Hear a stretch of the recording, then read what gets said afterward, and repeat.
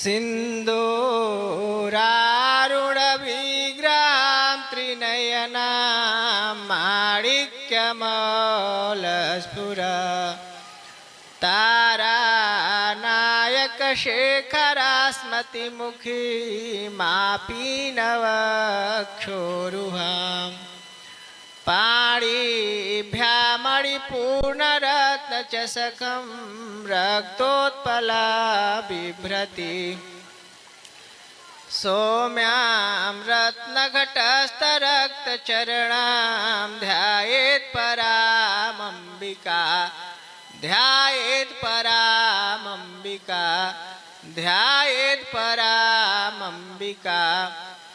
धर्म की अधर्म का प्राणियों में विश्व का गोहत्या गौ माता की धर्म सम्राट परम पूज्य स्वामी श्री करपात्री जी महाराज की जगत गुरु शंकराचार्य भगवान की ब्रह्मलीन स्वामी श्री वेदांती जी महाराज की हर हर महादेव। इस मंच पर उपस्थित नारायण स्वरूप दंडी महात्माओं के चरणारविंद में अपनी वाक्य पुष्पांजलि अर्पित करते हुए इस मंच पर उपस्थित श्री मुकेश पांडे जी, श्री रविकांत मिश्र जी और जिन्होंने श्री विद्या और श्री ललिता पीठ के बारे में आप लोगों को बताया, श्री सत्यनारायण अवस्थी जी। इस प्रयाग क्षेत्र के पावन महाकुंभ के अवसर पर जो अनेकानेक महापुरुष यहाँ एकत्रित हुए हैं, जिनका उद्देश्य जो पहले हुआ करता था ब्रह्म निरूपण धर्म विधि बरनई तत्व विभाग कहि भगति भगवंत के संयुत ज्ञान विराग, इस पर एक चर्चाएं हुआ करती थी। उस चर्चा मंथन से जो अमृत निकलता था वह लोक कल्याण की भावना से जो लोग यहाँ प्राप्त करते थे, एक सहमति बनती थी। उस सहमति से लोग अनेकानेक जगह उसी कार्यशैली पर काम करते थे और धर्म का प्रचार प्रसार किया करते थे। यह प्रयागराज का उद्देश्य और अमृत स्नान का महत्व हुआ करता था। पंडित जी अभी अपने प्रवचन में माता देवहूति, संतों का लक्षण और भगवान के पावन स्वरूप का वर्णन करने का प्रयास किया। जीव का उद्देश्य ब्रह्म को प्राप्त करना है। सरिता जल जल निधि मह जाई हो ही अचल जिमि जीव हरि पाई।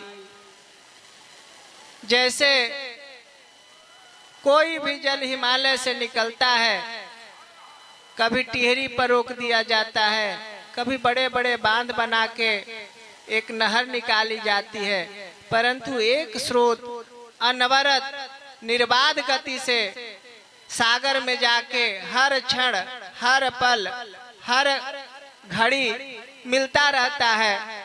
उसी प्रकार जीव का अंतिम बिंदु शिव से मिल जाना होता है।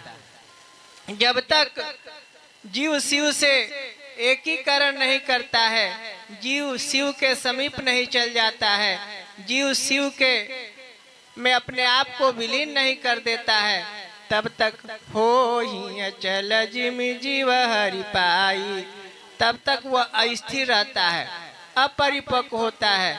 जैसे हम लोग पुराने जमाने में माता लोग बटलोही में चावल बनाती थी।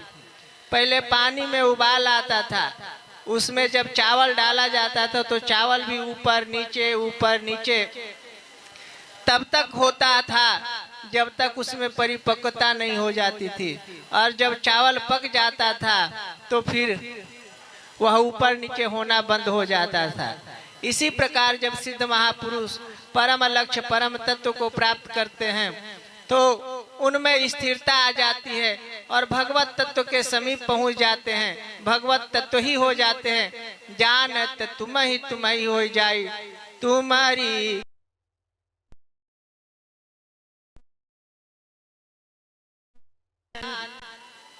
तुम्हारी कृपा तुम ही रघुनंदन, जानत भगत भगत उर चंदन। चिदानंदमय देह तुम्हारी विगत विकार जान अधिकारी। भगवान की जब कृपा होती है तब भगवान उस विकार को हटा के और अपने स्वरूप का वर्णन करते हैं, अपने स्वरूप को दिखाते हैं। लक्ष्मण दिन रात भगवान के साथ रहते हैं, अर्जुन दिन रात भगवान के साथ रहते हैं, परंतु भगवान के वास्तविक स्वरूप का अवलोकन नहीं कर पाते हैं, समझ नहीं पाते हैं। और जिस दिन कृपा होती है उस दिन भागवत में गीता के 10वें अध्याय में भगवान अपने स्वरूप का वर्णन करते हैं और दिव्य चक्षु प्रदान करते हैं।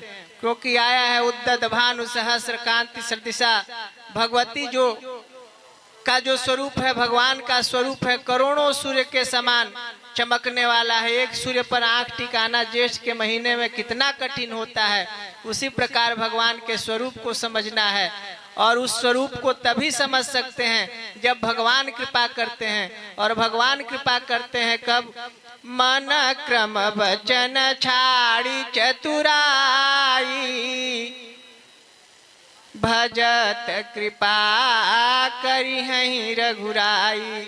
जब मन से, वचन से और क्रम से चतुराई छोड़ दिया जाए तब भगवान कृपा करते हैं और भगवान के दिव्य स्वरूप को हम लोग समझ पाते हैं।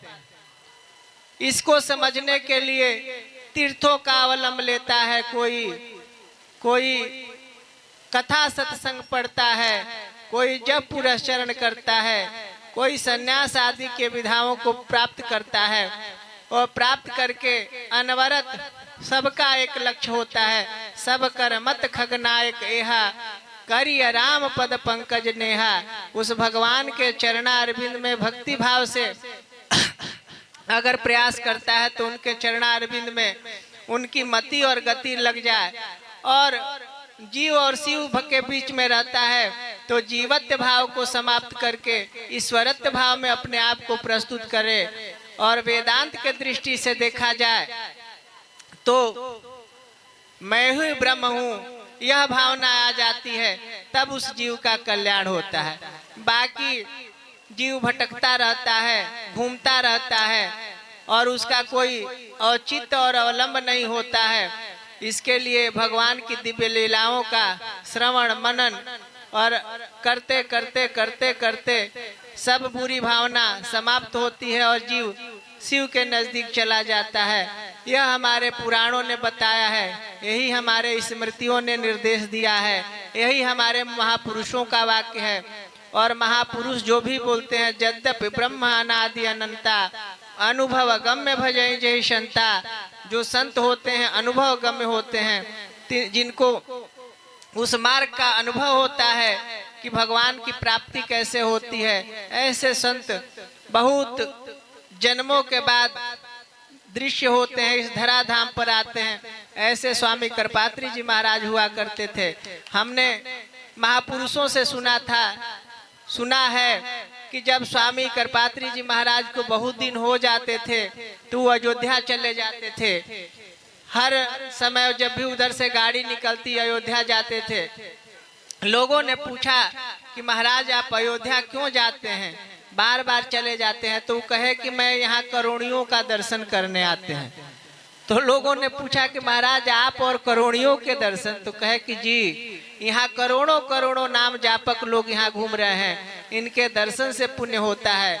तो महापुरुष जो प्रत्येक चैतन्य अभिन्न परमात्मा को प्राप्त करते हैं वह भी लोक शिक्षण हेतु समाज में जाते हैं और एक ऐसा लीला रचते हैं जिसका प्रभाव हमारे आने वाली पीढ़ियों पर पड़े। तो जो धर्म की स्थापना होती है, जो धर्म होता है, उसी धर्म पर चलना श्रेयस्कर होता है।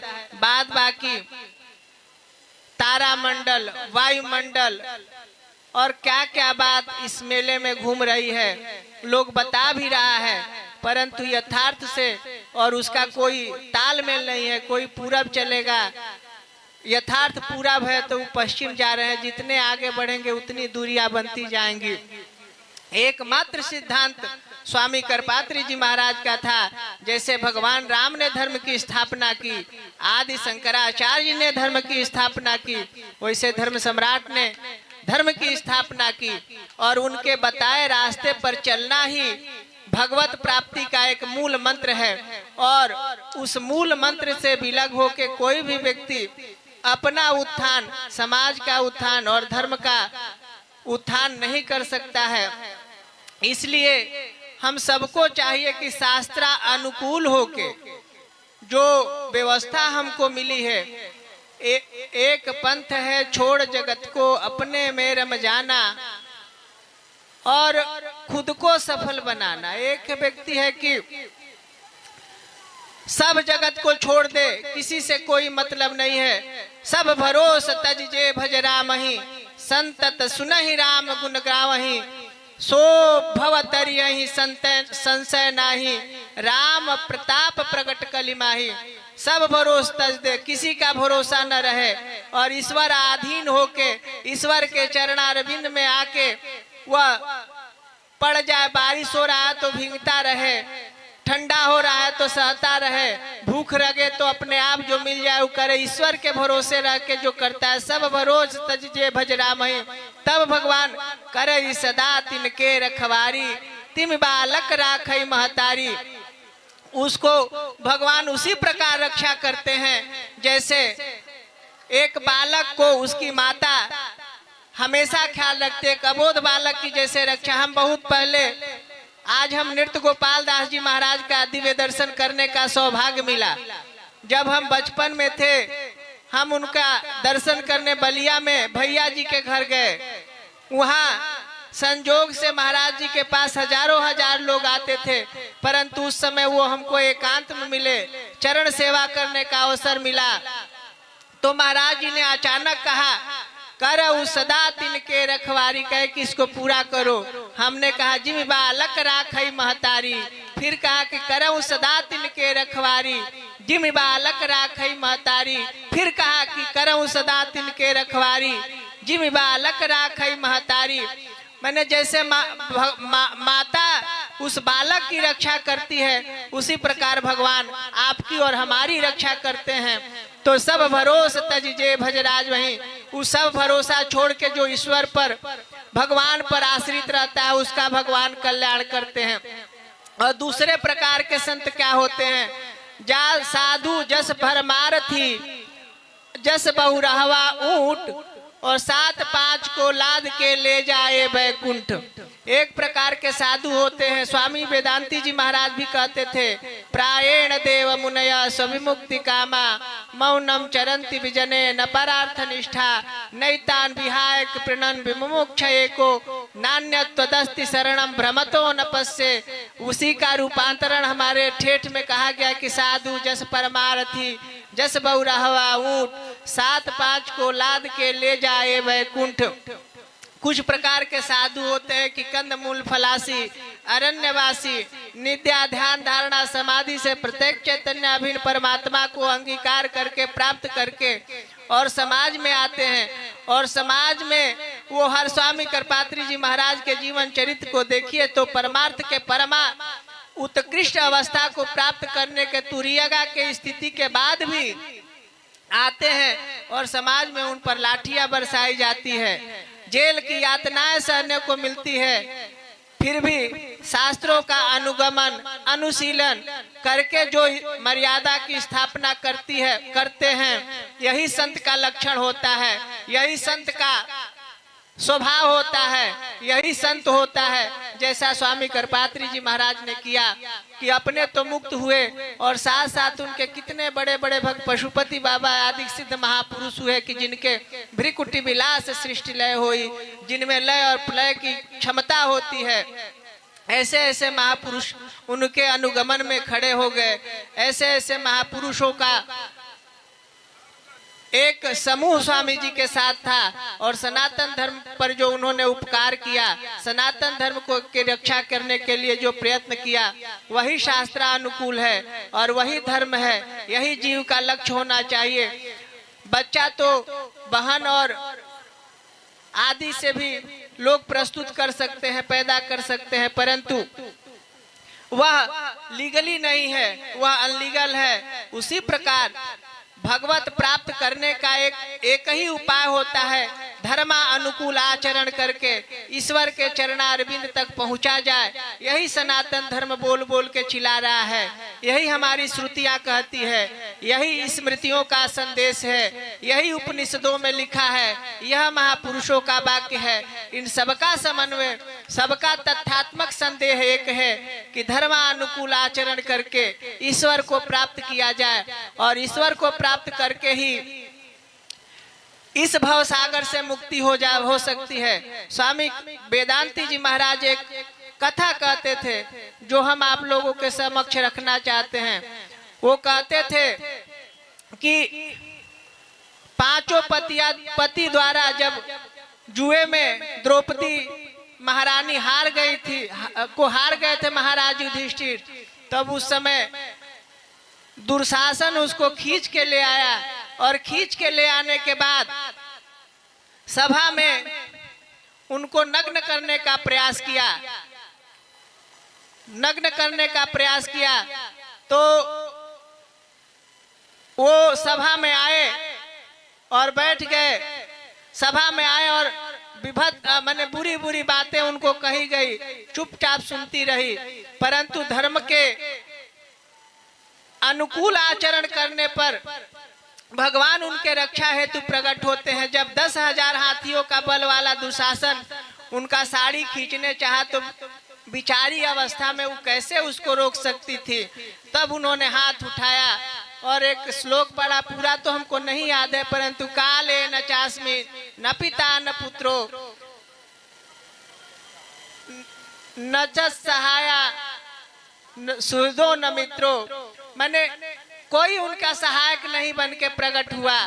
तब भगवान के सामने उन्होंने हाथ उठाया और जोर से गर्जना किया कि हे द्वारिकाधीश, हे नाथ, हे प्रभु, हमारी रक्षा करो। और उस रक्षा के प्रभाव से भगवान द्वारिका में थे और किस क्षण प्रकट हुए, कैसे प्रकट हुए, किसी ने नहीं देखा। और भगवान प्रकट हो गए और उस साड़ी में ही भगवान का अवतार हो गया, जैसा स्वामी जी कहते थे। और कभी की कल्पना है कि नारी बीच सारी है, कि सारी बीच नारी है, कि नारी है कि सारी है, कि सारी ये में नारी है। भगवान ने वस्त्रावतार लिया और इतना वस्त्र का ढेर लग गया, जितना उसके हाथ में जोर नहीं था उतना वस्त्र द्रौपदी के शरीर से निकला। इस प्रकार भगवान ने वस्त्रावतार लेके द्रौपदी की रक्षा की, क्योंकि द्रौपदी धर्म के अधीन थी और धर्म के अधीन जो भी व्यक्ति रहेगा, जो भी धर्म का आचरण करेगा, उसका कल्याण होना ही संभव है और धर्म विरुद्ध आचरण करने वाले का विनाश होना निश्चित है। भगवान राम जब अयोध्या से निकले थे तो उनके पास न सैन्य बल था, न धन बल था, न उनके पास कोई अक्षौड़ी सेना थी। और चलते चलते जब भगवान पंचवटी से अपना स्वरूप विस्तार किए, माता को सुनहु प्रिय व्रत रुचिर सुशीला, मैं कछु करहु ललित नर लीला, तुम पावक मह करहु निवासा, जब लगी करहु निशाचर नासा। जब माता अग्निकुंड में प्रवेश करती है, निज स्वरूप राख तव सीता, तैसे धीर शील सुपुनीता। अपना स्वरूप रख के जब भगवान अग्नि में माता प्रविष्ट करती हैं, उस समय भगवान के पास एक अर्जुन होते हैं और भगवान होते हैं। उनके पास सैन्य बल भी आता है, धन बल भी आता है। त्रिलोक विजयी रावण का भाई भी भगवान के शरणागत होता है और परिणाम आप भी देख रहे हैं। लंका कोट समुद्र सिखाई, सारा वन की खबर न पाई। आवत संग न जात संगाती, का होए दरिबा दई हाथी। समुद्र के बीचों बीच और मध्य में बचे हुए भगवान लंका का नाश और सर्वनाश हो गया। बस अधर्म के साथ देने के कारण, और भगवान धर्मानुकूल हुए तो उस त्रिलोक में विजयी रावण को धूल चटाने में देरी नहीं की है। यह हमारा राम राज्य है, यह हमारा धर्म का ताकत होता है, और धर्म के अनुकूल रहकर ही व्यक्ति सब कुछ हो जाता है। तो जब भगवान वस्त्रावतार लेके द्रौपदी की रक्षा करते हैं तो उस समय द्रौपदी एक भजन करती है, आप और हम भी उसको करें, हो सकता है भगवान हम पर भी कृपा करें। वो भजन क्या था? गोविंद हरे गोपाल हरे,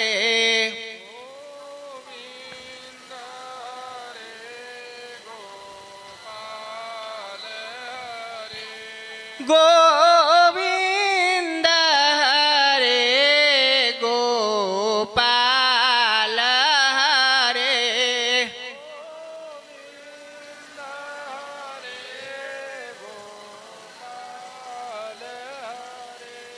गोविंद हरे गोपाल हरे।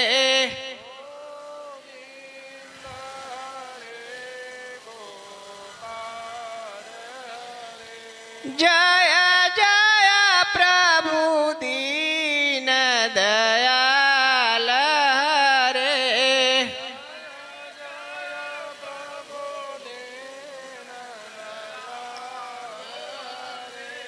जय जय जसोदा जी के लाल हरे,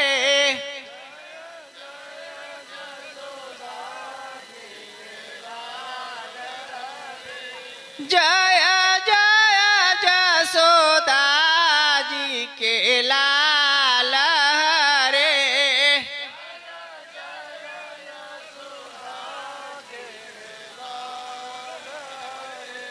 जय जय प्रभु दीन दयाल हरे।